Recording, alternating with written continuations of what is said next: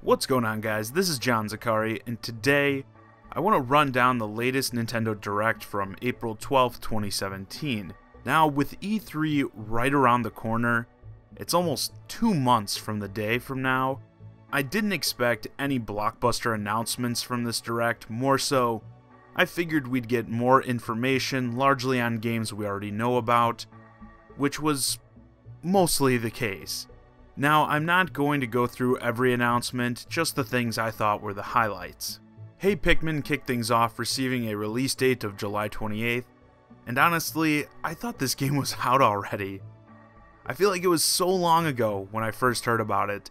The side-scrolling Pikmin experience isn't really doing anything for me as it is, but I did like the look of the new Pikmin amiibo, and amiibo was a big ongoing theme for this Direct.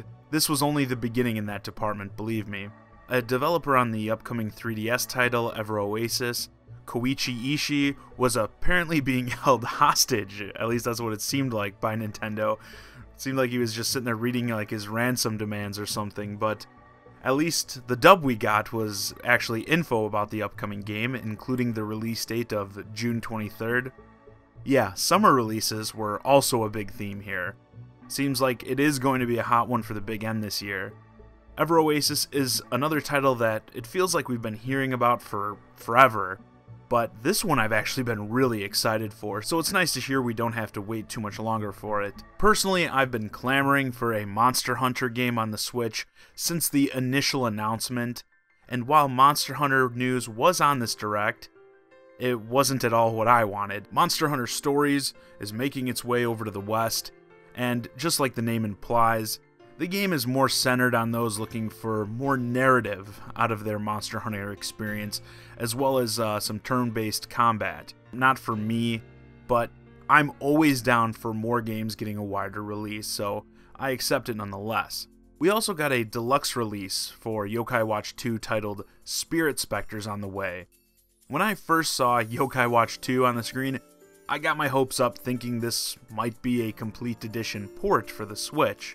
But you can't, the game needs 2 screens. It would be absolutely impossible in any world to ever play a 3DS game without 2 screens. Yeah, before you type it, I've heard it all before.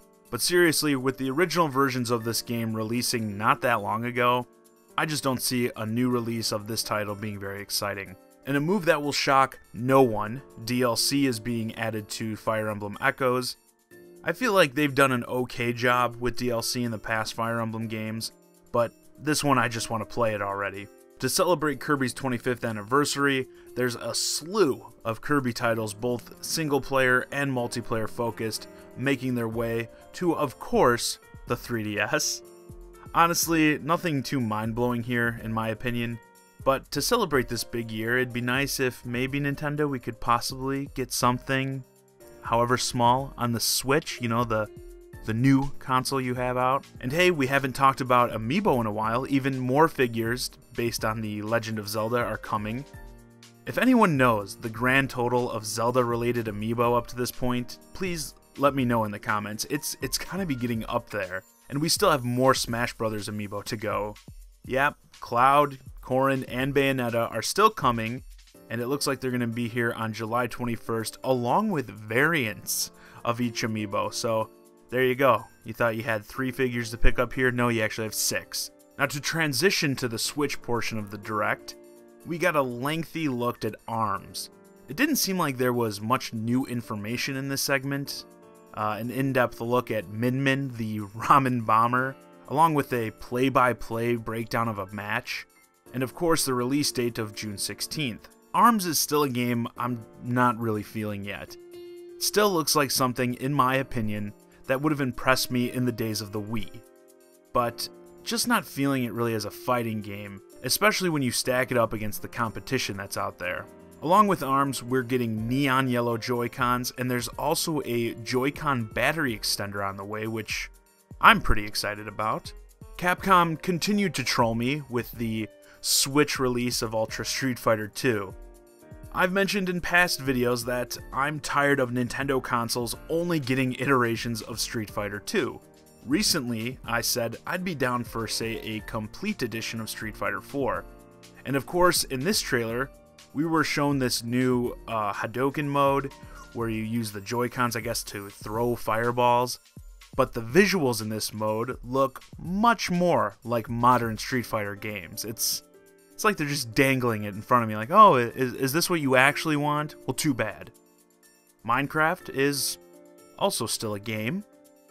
Sonic Forces looks like it's going for the Sonic Generations approach, with having a mashup of both 2D and 3D Sonic levels, which actually makes it more interesting to me because, man, I loved Sonic Generations. But I'm still way more excited for Sonic Mania, taking us right back to the original style that started it all on the Genesis. I'm going to be all over that. Both games still have pretty loose release dates, with Mania slated for what else but summer, and Forces looking at the holidays. I gotta say though, I'm worried about Forces on Switch, as it looks like it's going to be going up against Mario Odyssey. So even if Forces ends up being a pretty good game, I just don't see anyone having to choose between the games going with the blue blur. Puyo Puyo Tetris is getting a demo, which is actually available right now. I haven't played it yet, but I do plan to, because now I don't really see myself getting interested in yet another Tetris game. But, you know, you can never go wrong with a free demo. Might pull me in. I was debating whether or not I'd mention this, but Monopoly coming to the Switch actually seems kind of cool, mostly because of the portable option in my opinion. It never really feels right for me playing the video game versions of these board games with everyone huddled around a TV. But I might be willing to check this out, as you can still play around the kitchen table as intended, but still get to avoid all the setup and cleanup provided with a video game version. There were a pair of games from THQ Nordic. Sinmora EX provides us with a bullet hell shooter, but the one I was really interested in was that Battle Chasers Nightwar RPG.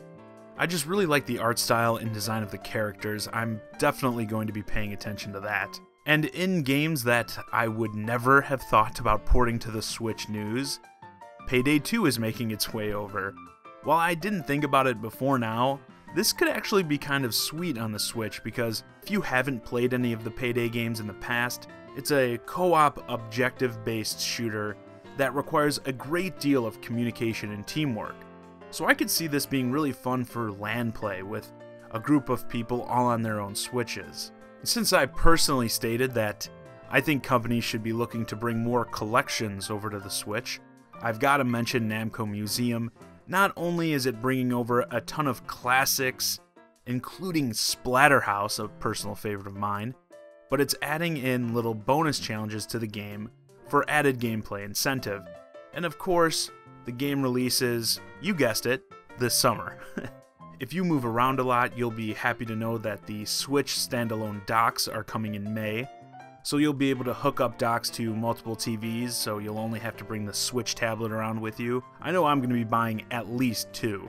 And finally, we closed with Splatoon 2, primarily looking at a new mode, Salmon Run, which is actually a wave-based co-op mode where you'll team up with fellow Squid Kids to fight off hordes of enemies varying in size and skills. We saw a boss-type enemy come in and pretty much wipe the floor with the whole team. And when players go down, we were shown that they can be rezzed by their teammates in this mode. This looked like a lot of fun, and as with Splatoon 1, I imagine this is just the beginning in terms of new modes we can plan to see. And of course, how could we close out the show without noting that Splatoon 2 will be accompanied by new Splatoon amiibo. Yeah, that amiibo train just isn't slowing down. So, I thought this direct was pretty solid, some more in-depth looks at upcoming games, with some new announcements sprinkled in. I think this is plenty to hold us over until the big E3 showcase in June. And with that, this video's a wrap. Let me know your thoughts on this latest Nintendo Direct in the comments. What things did you enjoy, and which ones did you think kinda fell flat? As always, I'm John Zaccari, and thanks for watching.